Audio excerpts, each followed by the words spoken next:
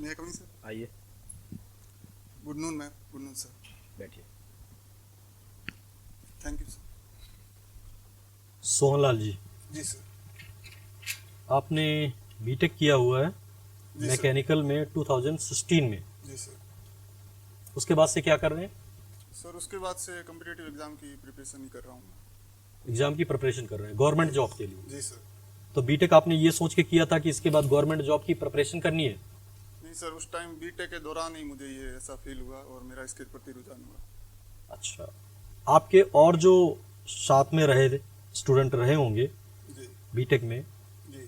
तो उनसे आपको प्रेरणा मिली या आपकी किसी सामाजिक आर्थिक परिस्थिति की वजह से आपको प्रेरणा मिली कि नहीं, हमें इसमें बीटेक में इस फील्ड में मुझे प्राइवेट सेक्टर में नहीं बनाना है अपना कैरियर, हमें गवर्नमेंट सेक्टर में कैरियर बनाना है? सर एक ग्रामीण बैकग्राउंड से मैं आता हूँ और अच्छा। हमारे गांव में काफ़ी जो मेरे दोस्त वगैरह हैं वो सब गवर्नमेंट सर्विस में, अच्छी गवर्नमेंट सर्विस में लगे। अच्छा, तो उनसे मुझे ये सुझाव मिला और उनकी प्रेरणा से वहाँ से मुझे इंस्पिरेशन मिली इसके लिए। क्या चीज़ है गवर्नमेंट जॉब में जो आपको अट्रैक्ट करती है, जिसकी वजह से आप अट्रैक्ट हुए? क्या है गवर्नमेंट सर जॉब? इसमें एक लार्ज स्कोप में हमको पब्लिक सर्विस का मौका मिलता है अच्छा। और एक समाज के लिए और एक बड़े स्तर पर राज्य या देश के लिए कुछ करने का अवसर हमें मिलता है, अच्छा। इसलिए मैं गवर्नमेंट सर्विस। अच्छा, इतने बड़े स्तर पे मौका मिलता है पब्लिक सर्वेंट को, ठीक है, जी। और उद्देश्य भी होता है पब्लिक की सेवा करना, जी लेकिन कुछ उदाहरण जो है वो मन को विचलित करते हैं जब उनको देखा जाता है कि वो इस पब्लिक सेवा के द्वारा अपने हितों की पूर्ति ज्यादा कर रहे हैं। मेरे कहने का मतलब आप समझ रहे हैं कि अपने काम का सही से, अपने काम को सही से पूरा नहीं कर रहे हैं। जी सर। तो आपको ये चीजें विचलित करती है कि नहीं करती? हाँ सर, जब इसके बारे में सुनने को मिलता है न्यूज़पेपर वगैरह ने मीडिया के माध्यम से, तो इसके विचलित तो करती हैं चीज़ें, पर ये होता है कि एक्सेप्शन हर जगह होते हैं और इसके सुधार की आवश्यकता है और बाकी ऐसी चीज़ों में सुधार भी हो रहा है। अच्छा, ऐसा क्या कारण होता है कि प्राइवेट सेक्टर में तो उनमें ये जैसे होता है ना कि ब्राइब्स वगैरह या अपने कार्य के प्रति कार्य क्षमता का पूरी तरह से योगदान न देना, प्राइवेट सेक्टर में तो ऐसी दिक्कत नहीं आती है, लेकिन वही जब गवर्नमेंट सेक्टर में जाते हैं तो ये ब्राइब्स लेना या अपनी कार्य क्षमता से ना करना, ये सब कमियां कैसे आ जाती हैं? सर एक प्राइवेट सेक्टर में स्ट्रिक्ट रेगुलेशंस होते हैं उनके लिए। अच्छा। और कड़े एक्शन उनके ऊपर लिए जाते हैं अगर ऐसे कोई भी करप्शन का कोई इश्यू आता है तो। जबकि गवर्नमेंट जॉब में हमेशा ऐसा नहीं होता, उनको अच्छी गवर्नमेंट सर्वेंट को अच्छे मतलब फ्रीडम मिलती है, तो उनका वो दुरुपयोग ज़्यादा स्तर पर कर सकते हैं। कहने का मतलब ये है कि अगर फ्रीडम ज्यादा मिलेगी तो आप उसका दुरुपयोग करेंगे, अपने कर्तव्यों का पालन नहीं करेंगे। सर ये मेरा कहने का मतलब ऐसा नहीं है हमेशा ऐसा होता है, पर अच्छा। एक मौका उनको मिल जाता है ये सब करने का। अच्छा, आप एसीएफ में आना चाह रहे हैं, ठीक है, जी सर। आप ये बताइए वर्तमान में राजस्थान में वनों की क्या कंडीशन है?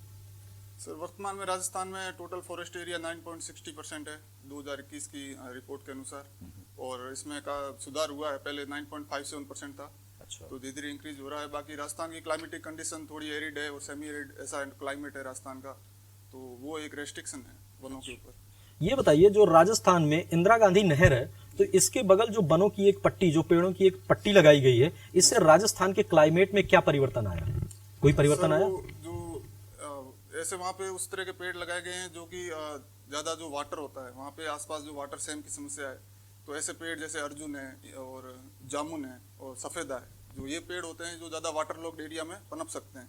तो उसकी वजह से जो हमारा एरिड क्लाइमेट है उसकी नेटिव स्पीसीज ये है नहीं, तो ये एक तरह से वहाँ की बायोडाइवर्सिटी को और वहाँ के क्लाइमेट को इफेक्ट कर रहे हैं, और बाकी जो एरिड क्लाइमेट के जो नेटिव प्लांट है उनके ऊपर इसका विपरीत प्रभाव पड़ रहा है। अच्छा, राजस्थान में वनों के लिए राजस्थान गवर्नमेंट द्वारा कोई योजना संचालित की जा रही है वनों को बढ़ाने के लिए या वृक्षावरण के लिए? सर अभी तो ऐसा कोई वन विभाग की अभी कोई योजना नहीं चल रही है, पर एफोरेस्टेशन वगैरह ये सीजनल एफोरेस्टेशन वन विभाग के द्वारा किया जाता है हर मानसून सीजन में। अलग से ऐसी कोई योजना नहीं है। ठीक है। सोहनलाल जी, जी सर। राजस्थान का राज्य गीत मालूम है आपको कौन सा है राज्य गीत? राजस्थान का मुझे एग्जैक्टली तो पता नहीं है, पर मैं आपका अगर परमिशन हो तो अंदाजा लगा सकता हूँ।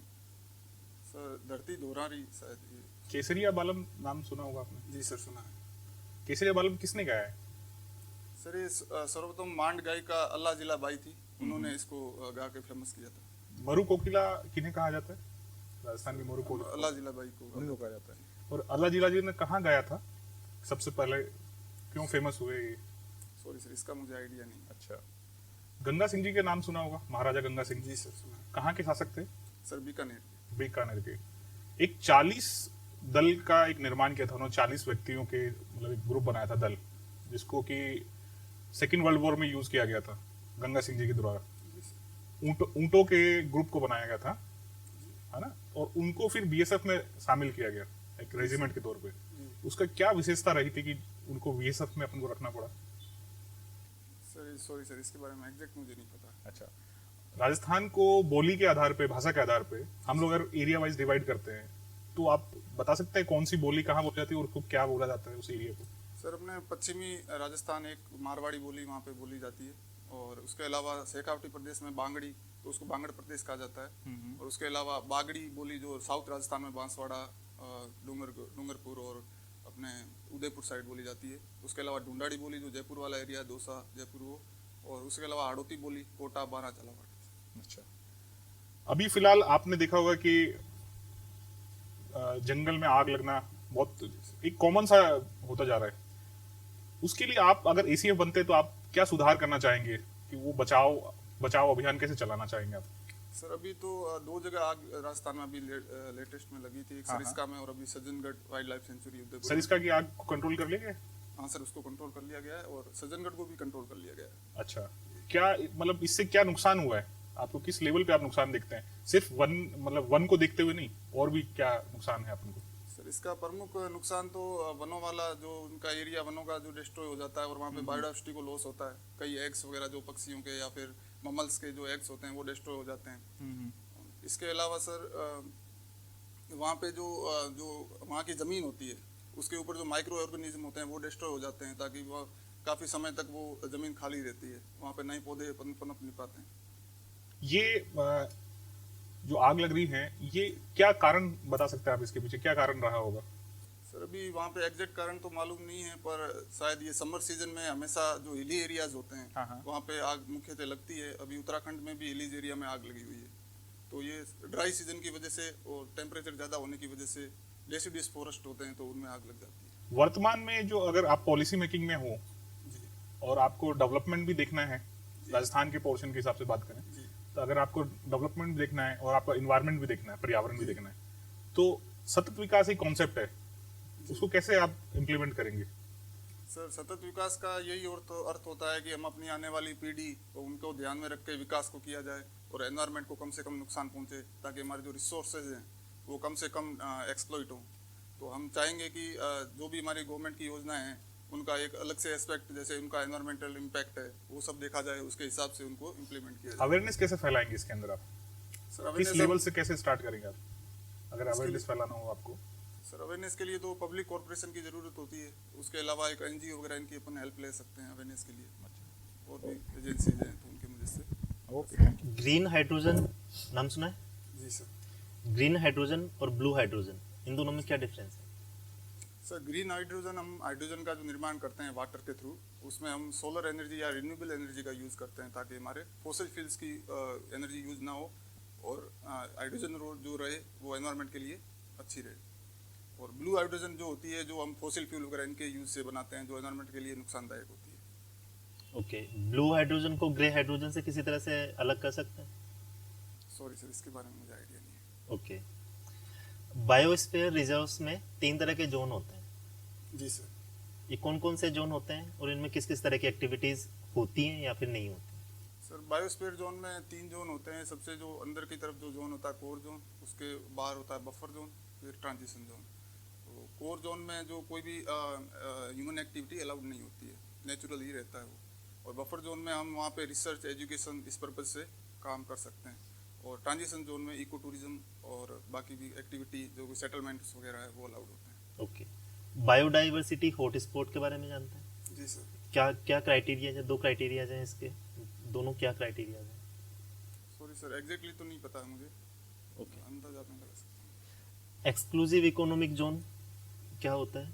EEZ जिसे बोलते हैं। सॉरी सर, इसके बारे में आइडिया नहीं। ओके, सुगनलाल, जी मैम। हम यूजुअली एक वर्ड यूज करते हैं, रूरल बैकग्राउंड और अर्बन बैकग्राउंड।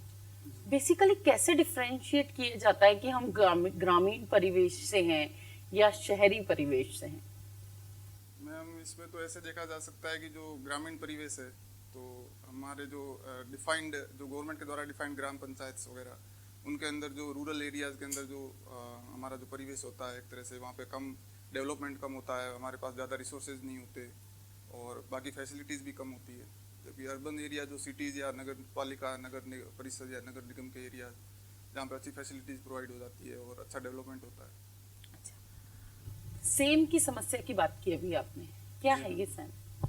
सैम की समस्या मैम ज़्यादातर जो राजस्थान के अंदर इंदिरा गांधी नहर और नर्मदा नहर, इनके आसपास का जो एरिया है, वहाँ पे पानी, किसान लोग ज़्यादा पानी उपलब्ध होने की वजह से ज़्यादा पानी अपनी फसलों को दे देते हैं, और या फिर आसपास के एरिया में जो नहर का लीकेज होता है उसकी वजह से जो पानी जमा हो जाता है, तो कैपिलरी एक्शन की वजह से जो साल्ट होता है ज़मीन का, वो ऊपर आ जाता है और अनफर्टाइल हो जाती है लैंड। अभी जंगलों में आग लगने की बात चल रही थी। जी मैम। अगर किसी जंगल में आग लगी और वहां की वेजिटेशन पूरी नष्ट हो गई उस एरिया की, जी मैम। उसके बाद दोबारा वहां पे वेजिटेशन ग्रो करेगी, इस प्रोसेस को क्या कहेंगे?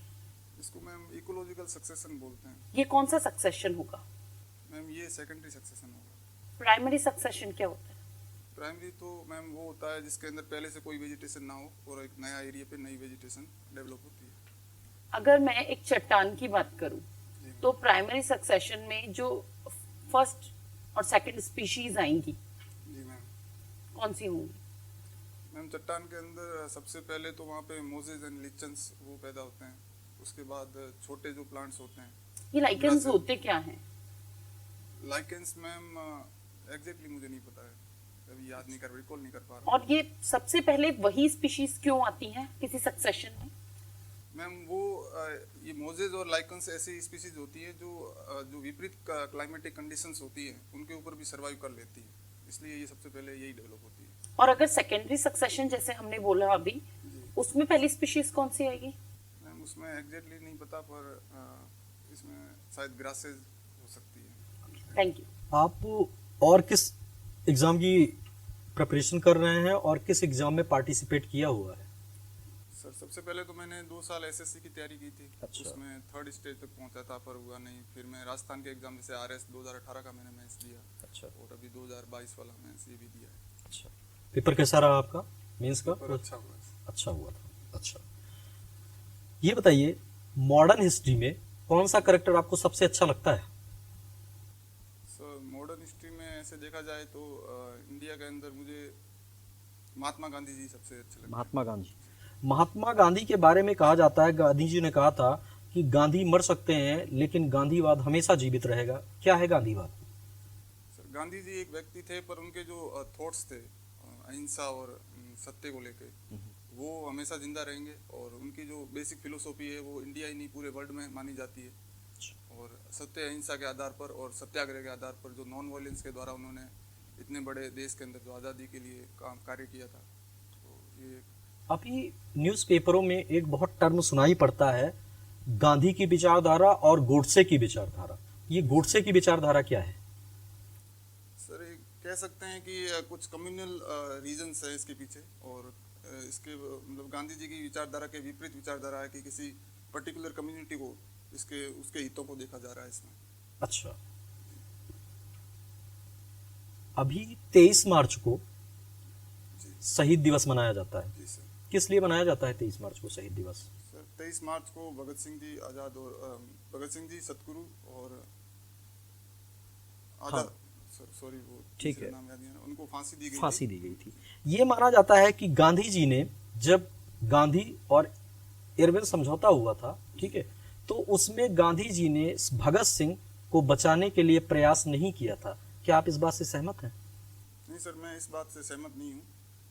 गांधी जी ने लॉर्ड इरविन के साथ जो समझौता हुआ था, गांधी इरविन समझौता 1931 में, तो उसके अंदर उन्होंने कंडीशन रखी थी कि हम इनकी सज़ा को, मौत की सज़ा को आप लाइफ इम्प्रिजनमेंट में कन्वर्ट कर दीजिए, पर उनकी मांग को माना नहीं गया था। और उसके अलावा भी भगत सिंह वगैरह इनकी विचारधारा भी इस तरह की थी कि ये किसी भी इतनी इन्होंने खुद ही डिमांड नहीं की थी इस चीज़ के लिए। अच्छा, ठीक है, थैंक यू।